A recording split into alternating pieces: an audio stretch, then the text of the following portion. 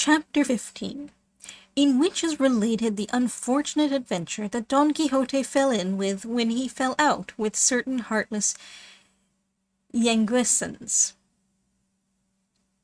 This sage Cide Hamete Benengeli relates that as soon as Don Quixote took leave of his hosts and all who had been present at the burial of Chrysostom, he and his squire passed into the same wood which they had seen the shepherdess Marcella enter, and after having wandered for more than 2 hours in all directions in search of her without finding her, they came to a halt in a glade covered with tender grass, beside which ran a pleasant cool stream that invited and compelled them to pass there the hours of the noontide heat, which by this time was beginning to come on oppressively.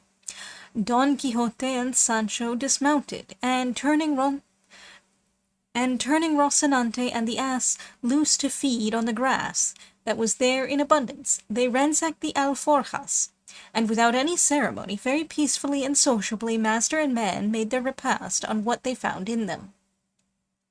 Sancho had not thought it worth while to hobble Rocinante, feeling sure, from what he knew of his stayedness and freedom from incontinence, that all the mares in the Cordova pastures would not lead him into an impropriety. Chance, however, and the devil, who is not always asleep, so ordained it that feeding in this valley there was a drove of Galician ponies belonging to certain Yanguesan carriers, whose way it is to take their midday rest with their teams in places and spots where grass and water abound, and that where Don Quixote chanced to be suited the Yanguesan's purpose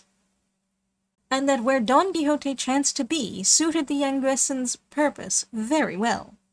It so happened, then, that Rocinante took a fancy to disport himself with their ladyships the ponies, and abandoning his usual gait and demeanour as he scented them, he, without asking leave of his master, got up a briskish little trot and hastened to make known his wishes to them.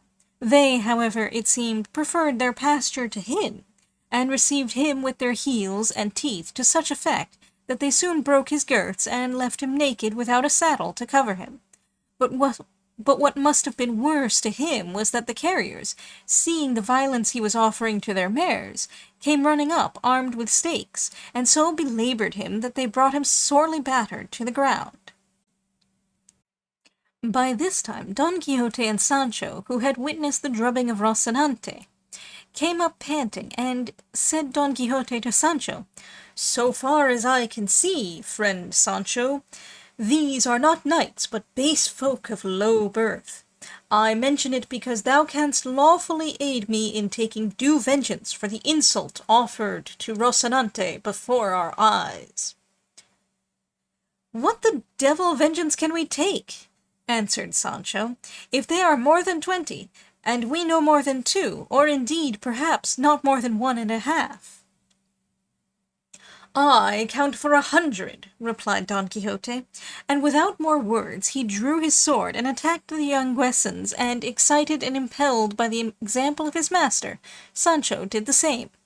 And to begin with, Don Quixote delivered a slash at one of them that laid open the leather jerkin he wore, together with a great portion of his shoulder. The Yanguesans, seeing themselves assaulted by only 2 men while they were so many, betook themselves to their stakes, and driving the 2 into the middle, they began to lay on with great zeal and energy.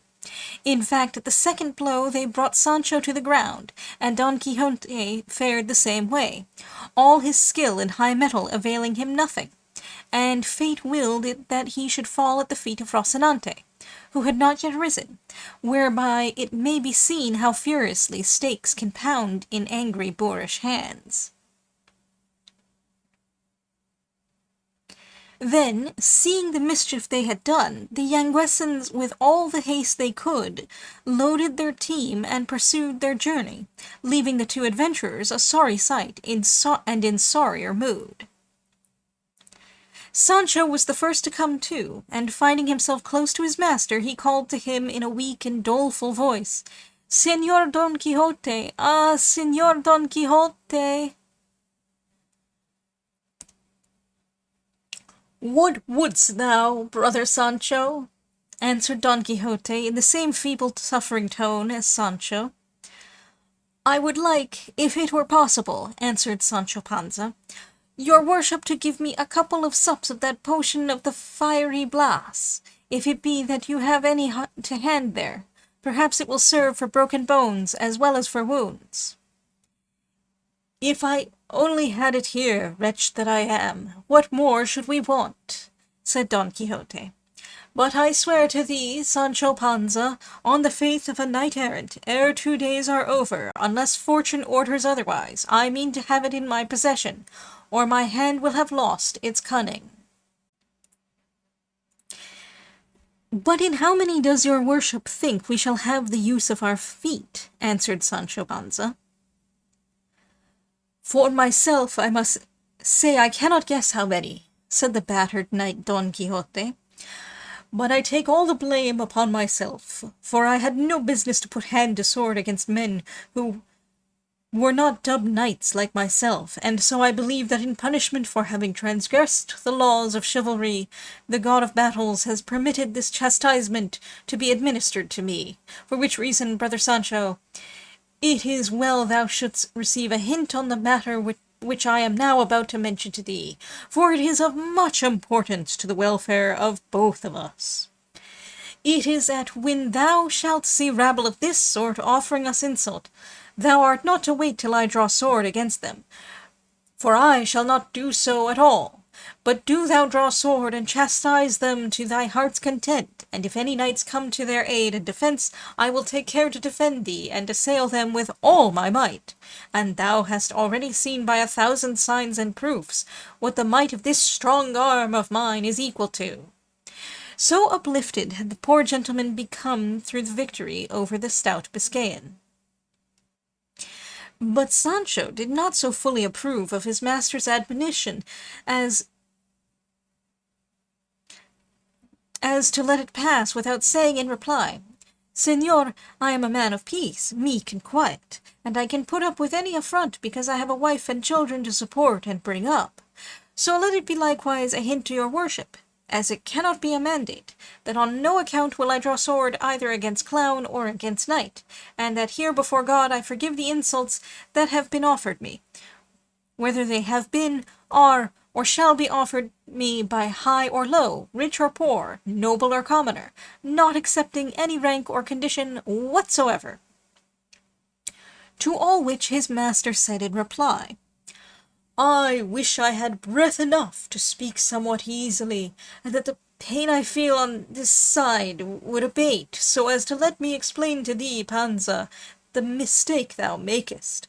Come now, sinner, suppose the wind of fortune, hitherto so adverse, should turn in our favour, filling the sails of our desires, so that safely and without impediment we put into port in some one of those islands I have promised thee. How would it be with thee if on winning it I made thee lord of it? Why, thou wilt make it well nigh impossible, through not being a knight, nor having any desire to be one, nor possessing the courage nor the will to avenge insults or defend thy lordship. For thou must know that in newly conquered kingdoms and provinces the minds of the inhabitants are never so quiet nor so well disposed to the new lord, that there is no fear of their making some move to change matters once more, and try, as they say, what chance may do for them. So it is essential that the new possessor should have good sense to enable him to govern, and valor to attack and defend himself, whatever may befall him. In what has now befallen us, answered Sancho, I'd have been well pleased to have that good sense and that valor your worship speaks of, but I swear on the faith of a poor man I am more fit for plasters than for arguments. See if your worship can get up, and let us help Rocinante, though he does not deserve it, for he was the main cause of all this thrashing. I never thought it of Rocinante, for I took him to be a virtuous person and as quiet as myself. After all, they say right that it takes a long time to come to know people, and that there is nothing sure in this life. Who would have said that after such mighty slashes as your worship gave that unlucky knight-errant, there was coming, travelling post, and at the very heels of them, such a great storm of sticks as has fallen upon our shoulders. And yet thine, Sancho, replied Don Quixote, ought to be used to such squalls, but mine, reared in soft cloth and fine linen, it is plain they must feel more keenly the pain of this mishap, and if it were not that I imagine, why do I say imagine, know of a certainty that all these annoyances are very necessary accompaniments of the calling of arms, I would lay me down here to die of pure vexation.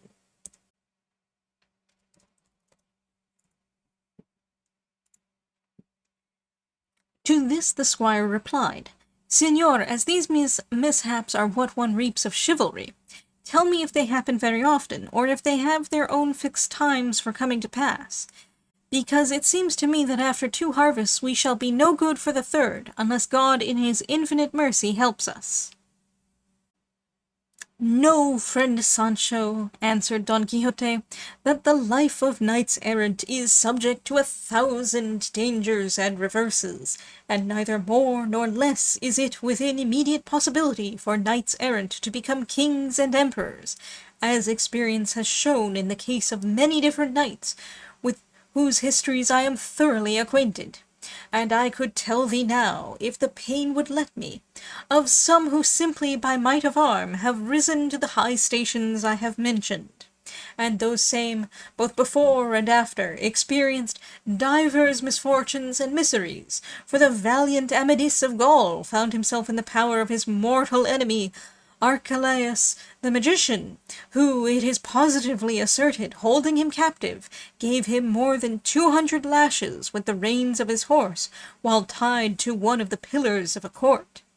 And, moreover, there is a certain recondite author of no small authority, who says that the Knight of Phoebus, being caught in a certain pitfall, which opened under his feet in a certain castle, on falling found himself bound hand and foot in a deep pit underground, where they administered to him one of those things they call clysters of sand and snow water, that well nigh finished him. And if he had not been succoured in that sore extremity by a sage, a great friend of his, it would have gone very hard with the poor knight. So I may well suffer in company with such worthy folk, for greater were the indignities which they had to suffer than those which we suffer. For I would have thee know, Sancho, that wounds caused by any instruments which happen by chance to be in hand inflict no indignity, and this is laid down in the law of the duel, in express words. If, for instance, the cobbler strikes another with the last which he has in his hand, though it be in fact a piece of wood, it cannot be said for that reason that he whom he struck with it has been cudgelled. I say this lest thou shouldst imagine that because we have been drubbed in this affray, we have therefore suffered any indignity. For the arms those men carried, with which they pounded us, were nothing more than their stakes, and not one of them, so far as I remember, carried rapier, sword, or dagger. They gave me no time to see that much, answered Sancho, for hardly had I laid hand on my tizona, when they signed the cross on my shoulders with their sticks in such style that they took the sight out of my eyes and the strength out of my feet, stretching me where I now lie, and where thinking of whether all those stake strokes were an indignity or not gives me no uneasiness, which the pain of the blows does, for they will remain as deeply impressed on my memory as on my shoulders.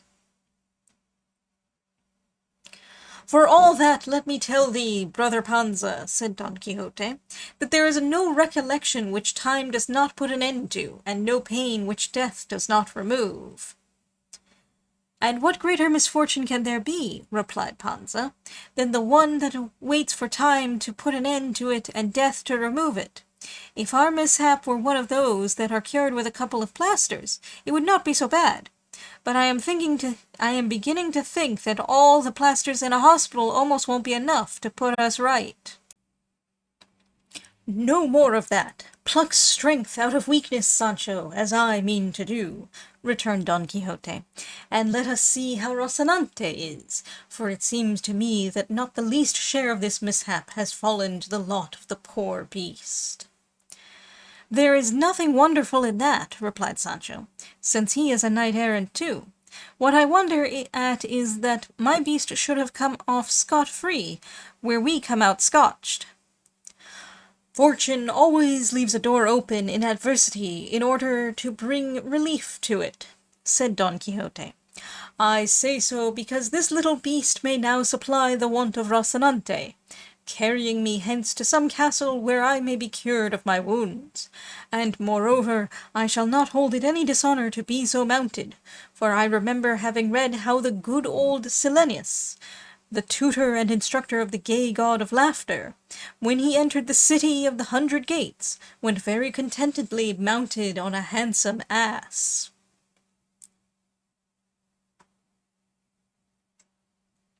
"It may be true that he went mounted as your worship says," answered Sancho, "but there is a great difference between going mounted and going slung like a sack of manure."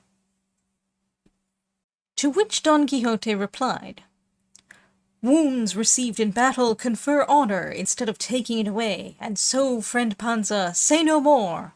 But, as I told thee before, get up as well as thou canst, and put me on top of thy beast, in whatever fashion pleases thee best, and let us go hence ere night come on, and surprise us in these wilds." "And yet I have heard your worship say," observed Panza, "that it is very meet for knights-errant to sleep in wastes and deserts, and that they esteem it very good fortune." "That is," said Don Quixote, "when they cannot help it, or when they are in love, and so true is this that there have been knights who have remained 2 years on rocks, in sunshine and shade, and all the inclemencies of heaven, without their ladies knowing anything of it. And one of these was Amadis, when, under the name of Beltenebros, he took up his abode on the Peña Pobre, for I know not if it was 8 years or 8 months, for I am not very sure of the reckoning. At any rate he stayed there doing penance for I know not what pique the Princess Oriana had against him. But no more of this now, Sancho, and make haste before a mishap like Rocinante's befalls the ass." "The very devil would be in it in that case," said Sancho, and letting off 30 oaths and 60 sighs, and 120 maledictions and execrations on whomsoever it was that had brought him there, he raised himself, stopping halfway bent like a Turkish bow, without power to bring himself upright, but with all his pains he saddled his ass, who too had gone astray somewhat, yielding to the excessive license of the day. He next raised up Rocinante, and as for him, had he possessed a tongue to complain with, most assuredly neither Sancho nor his master would have been behind him. To be brief, Sancho fixed Don Quixote on the ass, and secured Rocinante with a leading rein, and taking the ass by the halter, he proceeded more or less in the direction in which it seemed to him the high road might be. And, as chance was conducting their affairs for them from good to better, he had not gone a short league when the road came in sight, and on it he perceived an inn, which to his annoyance and to the delight of Don Quixote must needs be a castle. Sancho insisted that it was an inn, and his master that it was not one, but a castle, and the dispute lasted so long that before the point was settled they had time to reach it, and into it Sancho entered with all his team, without any further controversy. I.e. of Yanguas, a district in the north of Old Castile, near Logroño.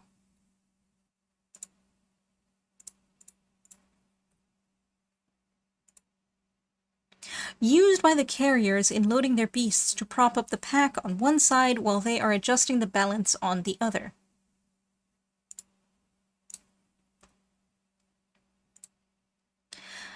An allusion probably to the story of Diego Perez de Vargas, the Pounder. See Chapter 8.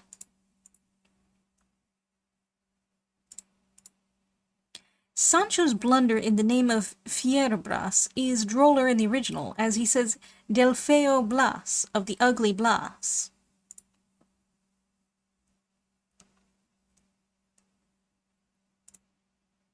There is no account of any such flogging in the Amadis.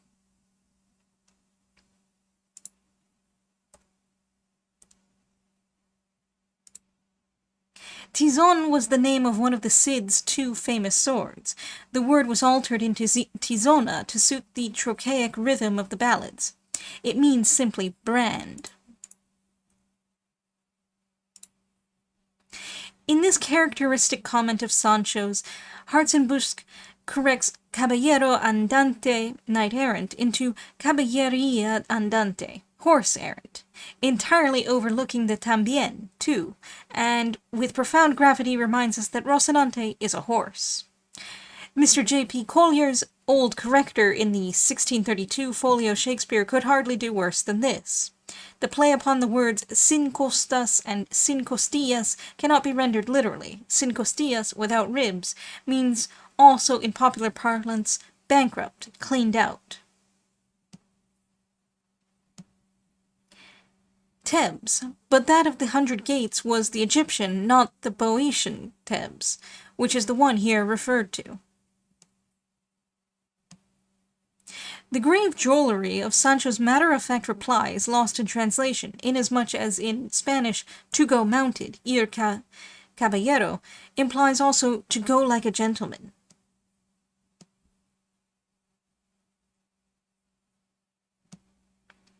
This is another example of the loose construction and confusion into which Cervantes fell at times. Of course he meant to say that Rocinante would not have been behind them in complaining.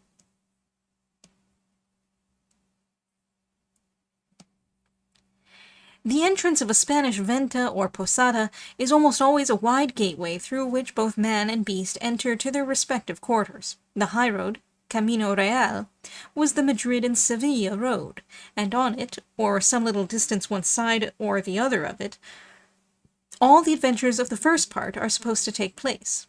From its distance from the Sierra Morena, this venta would be somewhere near Valdepeñas, in the great wine-growing district. The scene of the release of the galley slaves in chapter 22 would be near Almuradiel,